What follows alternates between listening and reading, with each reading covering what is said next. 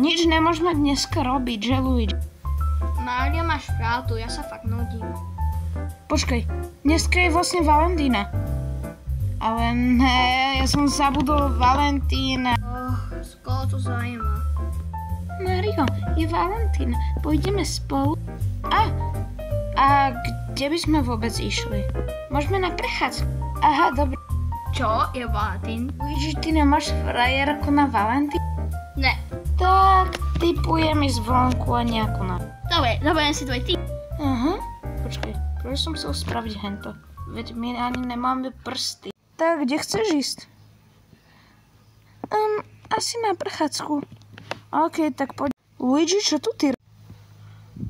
Akú Ferrariku bude mať?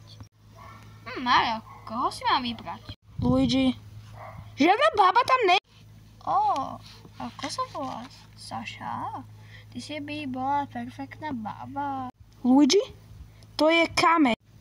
Ne, Mário, to je moja perfektná baba. Luigi? To je kameň. Ne, Mário, to je moja perfektná baba. Aká sme dobrý Valentín. Mário, poď ju! A dobre, už idem.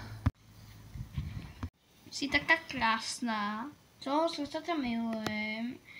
Viem, že rada chodíš do posilovny a môžeme ísť do kina. Do kina? Áno. Tak detsko, do kina. Takže sú to perfekt.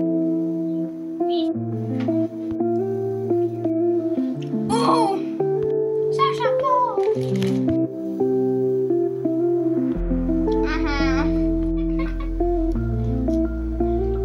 Saša, to je tak vtipné.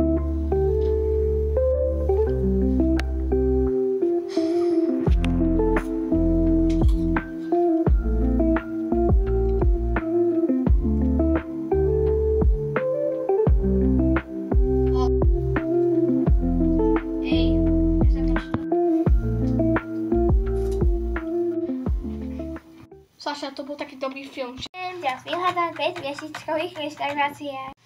Ja by som vybral Irlín. To je moc krásne. Konečne som doma. To bolo dobré rande. Kde je Luigi? Asi niekde išiel s tým kameň. Dobrý deň, môžem stôl pre dvoch? Prečo chceš stôl pre dvoch? Veď si tu iba ty a nejaký...